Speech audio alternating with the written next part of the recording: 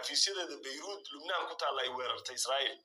وحيري إلوين إن أساس كذا يو إن كوسكلها أنا يلا نبى يو إن كلو أبابلي مركب مكرون حفيز كيسا إسلام مركب جوابا لي وحنو جدا نتيجة حفيز كيسا جوابي وحكير مكرون إسجع حبك مؤجين مركب الأبابلي شخانو كمولهين أنا أود أسي قيمة اسمه لهم بوجد الليه وقيمة أسي هذا الله أسمر كان ماشي وجود منه إن وحنوس وقادني مركب ومرايك كوحاسنا وحاليا ما أنت دربنا إن معاونة إسرائيل وأفرت على قيمة كم إذا قزا وكلمة بدن أي جارت على الليه مركب وحوا وحقاب لو قلت لجريم وحلوض أنا وإمانة مركب قلب كي كسب سنة دجال كأول حياة حزب الله إسرائيل موقعك حزب الله أي كسب بندقتي إن مارت نظام دفاع عصب هي صواريخ اللي ما أنت أي شيء تقيبة كمذا إن ملتري إسرائيل كويرتي وكسبنا حدود لبنان تلجرام كنا كيل كرتا وأنا كوسومالي ميديا مركا حلقة مركا صاد كسب بيرتين هذا وحي كاوري مقالة صدق هذا لكن هو الوسع العلمية هدي صوت البط مركا حزب الله ما أنت وحي شيء تسد الجزيرة يقريسو إن كوح ملتري إسرائيل أو كسبنا مال حدود لبنان كله oo Israel بريان xoog saaraysan inay gudaha u gasho si ay Hezbollah gudaha Israel dhulka ula dagaalanto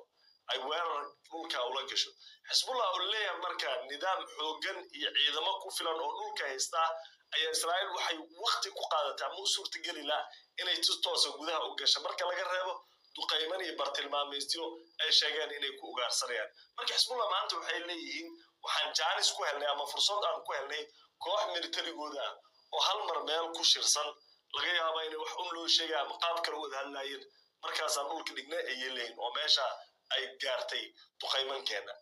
ilaa hadda ilaa ka madax banaan labada dhinac oo qiimeynaya ama sheegi karo dhimashada dhaawac intay tahay lama hayo laakiin wixii ka soo baxo ama hadii ay wax macluumaad ka soo siyaadaan barnaamijka dambe ayaan ku isku eegi doonaa hadii aan dhanka ku saabsan maantay geerida ama dilka loo geystay meeyarka loo yaqaan Ahmed Kahil oo meeyarka magaalada Nabatih oo ku taala koonfurta Lubnaan waxa la leeyahay military Israel waxay si ula kaca u duqeeyeen xafiiska laga xukumo magaaladaas oo ku sugnaa meeyarkii ay ku sugnaayeen shaqaalihii dawladda hoos oo dhan baa ku sugnaa waxa la leeyahay marka duqeyn aan macnaa waxba loo reebanin Israel marka waxay sheegtaa in dawladda Lubnaan ay sala dagaalayeen oo dawladda hadda ku meel gaar ah meesha ka jirto maamulka meel gaar ah Lubnaan ka jiro wali doorasho inuu aado nidaam dawladeed la sameeyo ayaa wali ka maqan marka Mareykanka iyo qaybo kamid ah waxay aaminsan yihiin reer galbeedka in dawladda Lubnaan ay dagaal ku jireen laakiin hadda Israel waxa cad in meeyarkii magaalada Nabatih xafiiskiisii la duqeeyay oo meesha asaga lagu dilay shan qof kale ku dhimatay la leeyahay oo dhammaan shaqaalaha dawladda hoose magaalada Nabatih ah marka hadda hadii shalay ugaarsanayeen baa la leeyahay oo dilku ay ahayd xubnaha Hezbollah hadda waxay ku timid dawladii caadiga ahayd ee Lubnaan marka macnaheedu waxa ay ka dhigantaa baa la leeyahay dagaalkii hadda Lubnaan oo dhan toos loo weeraray mararka qaar waxa la yaabaysaa dal kaligiis ayaa qayb kamid ah dadkiisa la weeraraa qayb kamidna laga dhigay inuu kula jiro waqti waxyaabaha yaab kale umad marka la kala qaybo la kala siibo qabaa'il loo kala siibo ama maartay ama shiici sunni iyo krishtaani loo kala daadiyay iyaga la kala daadiyay kala firdhisan yihiin waxa laga helayaa fursada in sidii la rabo looga adeegto sidii la rabo loo garaaco si kastaba ha noqotee Allah u naxariisto Ahmed Kahil maanta halkaas ayuu ku geeriyooday ayaa la leeyahay isagii shan qof kale oo halkaas kula jiray maamulka magaalada kamid ahaa waxa noo soo socda hadalka ku aadan madaxweynaha Iran iyo sidoo kale talaabada Niger ee qaaday oo talaabo yaab leh oo la leeyahay wadamada Afrikaan inay ku daydaan way marka hore si ku soo dhawaada Finisbury Heights waa guri loo dhisay si casri ah wuxuuna ku yaalaa xaafadda Westland ee magaalada Nairobi waxa lagu diyaariyay 4 qol 3 qol iyo 2 qol oo dhammaantood si heer sare ah loo dhisay waa guri casri ah oo loo dhameeyay goobaha waxbarashada cibaadada jimkii swimming poolkii iyo waliba adeegyadii kale oo dhan goobtu waa faras magaalaha waxaana ku dhow isbitaalada ugu wanaagsan iyo moolasha dalka Kenya kuwa ugu mashquulka badan ee Westgate iyo Sarisanta ay kamid yihiin waxaan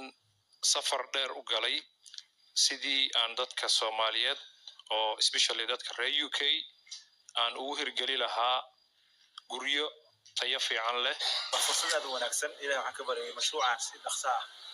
waa rag aamin ah aan la fariistay aan aragnay oo anigana qayb ka noqon naftigeyga. hadda la xiriir shirkadda Urban Glow oo gacanta ku haysa dhismaha guriga sidoo kale waxaad ku booqan kartaa xaruntooda. warjeenaya inaad la xiriiri doontaan oo aad ka faa'iidaysan doontaan. aanu gudubno qodobka ku saabsan madaxweynaha dalka Iiraan Masoud Pezeshkian ayaa la leeyahay maanta waxa uu qadka taleefanka kula xiriiray suldaanka dalka Oman Suldaan Haytham bin Tariq waa ninka maamulo Oman. marka waxaa leeyahay qadka taleefanka ee ku sheekaysteen inkastoo Oman uusan wari wax wara ka soo bixin sida warbaahinta ay qorayso. wuxuu dhahaa leeyahay madaxweynaha dalka Iiraan haddii dowladaha muslimiinta ay isku meel uga soo jeesan lahaayeen Israa'iil awood uma lahayn Israa'iil mana damci lahayn buu dhahay in maanta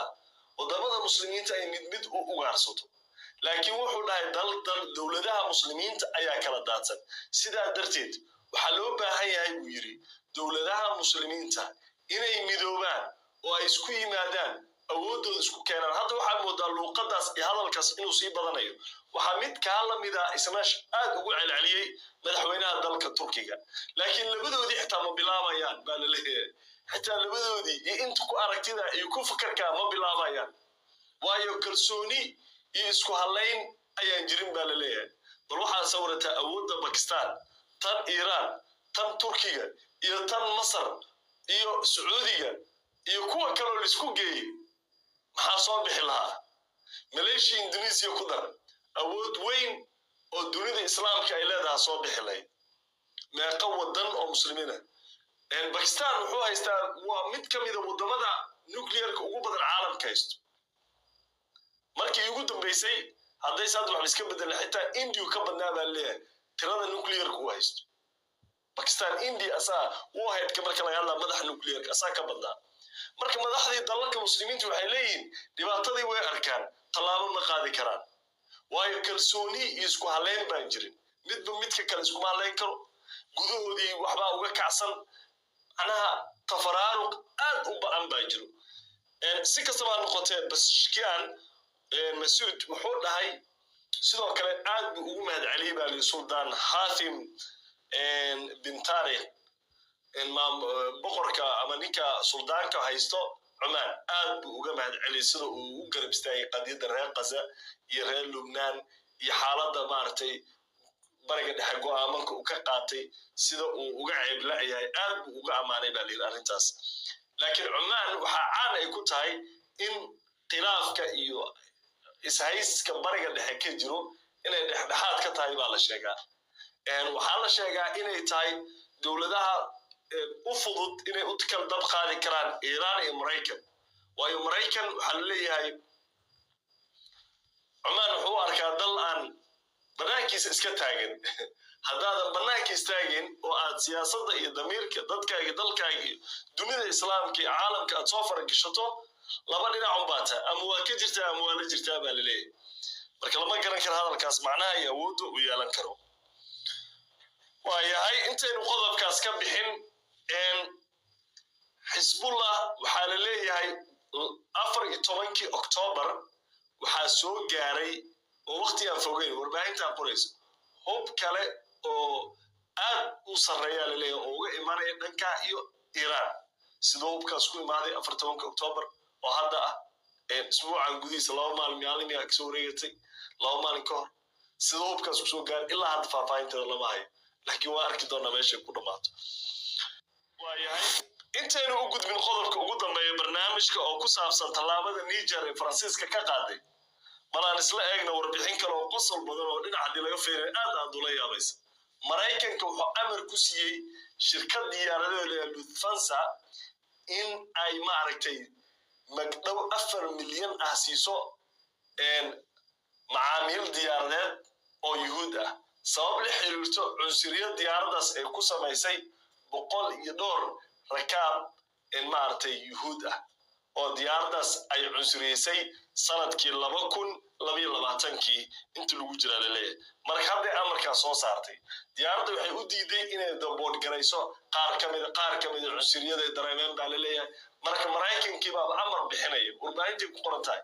in ay maaragtay bixisa shirkadaas $4 milyan waxaa laleeyahay wuxuu noqon doonaa mid ka mida magdhowgii ugu cuslaa oo shirkad diyaarad hal mar la saaro marka adduunka haddii aad dowlad way ku tirsan tahay oo aad garab haysato qof meel uu ku geystay waxa isku haleyn baad haysataa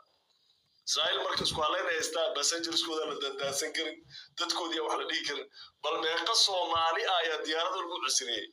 diyaaradda Ethiopian Airlines mise Airways waxa la dhaaba meeqa Soomaaliya maadhowda ugu dambeysay gabar Soomaaliyeed oo lagu dhex cunsuriyay diyaaradda dhexda kursigeedii oo fadhiis laga saaray oo laga dejiyay marka dambe diyaaradda inay karti isku dayday oo gabadhii laga dabatay interview laga qaaday la soo cadeeyay inay run tahay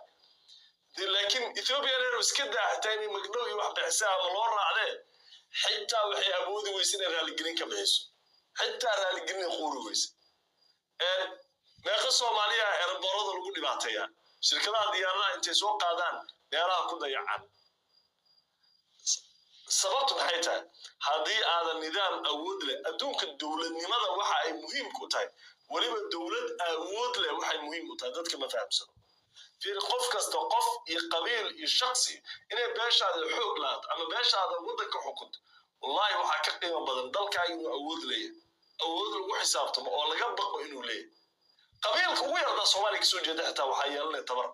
qiimo yeelanaysa baasaboorka ilaa ku safraysa qabiil ugu madiiday magacii qabiil ugu madiidi ka Soomaaliyeed ku dhex nooshahay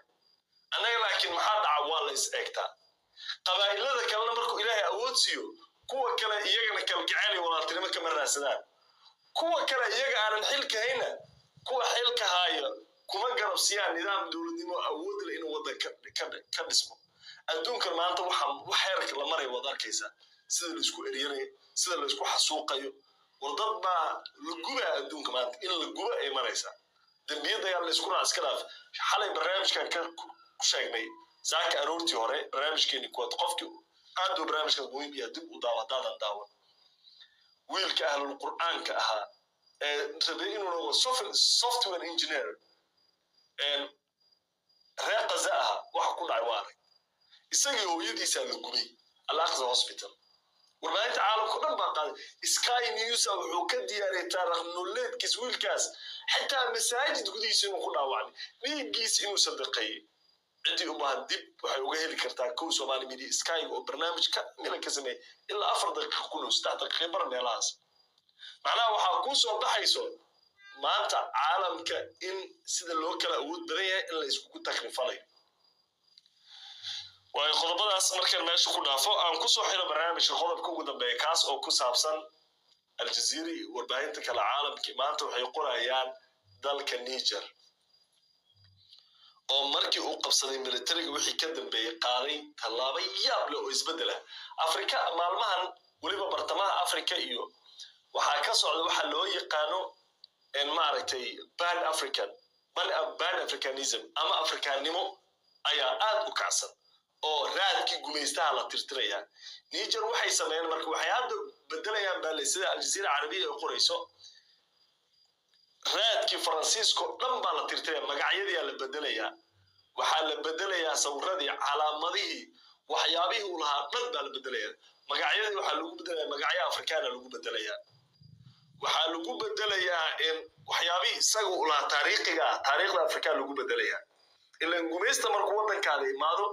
wuxuu la imaanayaa taariikhdiisa wuxuu kugu reebayaa raad wuxuu kugu beerayaa luqadiisa wuxuu kugu beerayaa dhaqankiisa wuxuu isku dayaa bulshadaada inuu bedelo oo dadka ay ka dhaadhacayna iyagoo kala noqdaan iyaga inay qiimo leeyihiin waa wax badan hadda Afrikaan ka mid ah qofka Afrikaanka qaaradii Afrika oo ka mid ah qaaradda ugu qanisan maanta qofka Afrikaanka waxa ugu qiimo badan meesha Yurub ugu qabowga badan ugu gaajo badan ee Farooliis ku dilaacaan oo ku noolaa qabowgaas inuu ku dhex dhinto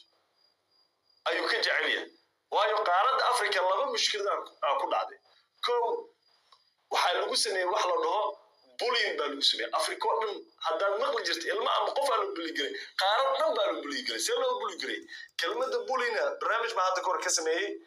ما إنهم كسوع عليان كده عليها بولين وحلا واحد وعلى عليه شيء عنق دومان طبعا عايز أما كلمة وعلى عليه واحد غير وعلى عليه بولين بين خطأ وحاكلوا النقطة بولين وحلا القيمة الشيء قف كله والجل عبس الجليو هذه أنا القيمة لها اللي قاعد يقول عنق هذه اللي قاعد يقول تقوي إنه عقل له إنه فائدة له ضد كده سكوت شيء عن إن مجا الله سماه مجا عاصل وعي لو غير مجا عاصل قارد أفريقيا محل لو غير إنه فخرته إنه جاجته إنه ميل مارت دجالك صعدا ميل إبرة بسخماس والله أخبر لك قارد يقولون وين أخبش وحالة كده عمال فول حن ولما الدجانا إنيته وأنا قارد وقني سمات أدوك dhulbeereed u weyn badaha ugu waaweyn dekedaha caalamka dahabki gooldiga shidaalka adduunka keedka caalamka oo dhan waxaa lagu sheegaa marka laga hadlayo qaaradda Afrika ee qaarad bikra haddana waa la qiimo tiray qofka Afrikaanka ahaa madaxweynaha imaana xitaa Afrika wuxuu aaminsan meesha inay waxba noqonin marka wuxuu qaadan karo ka qaadana markuu imaana wuxuu imaanaa inuu meesha wax ka qabsado laakiin maalmahan wadamo badan Burkina Faso ay kamid tahay Niger ay kamid tahay iyo kuwa kale waxa qabsaday madax dhalinyaro ah oo raba inay wax ka bedelaan raadka gumeystaan raba inay baabi'iyaan mustaqbalka Afrika waxa la leeyahay hadda waa mid u muuqda inuu ifayo laakiin gumeystaan inta ma uga harayaan maya iyagana way ogyihiin qatarta dhaqaale ee midka maaragtay horumar ee ka saameeyay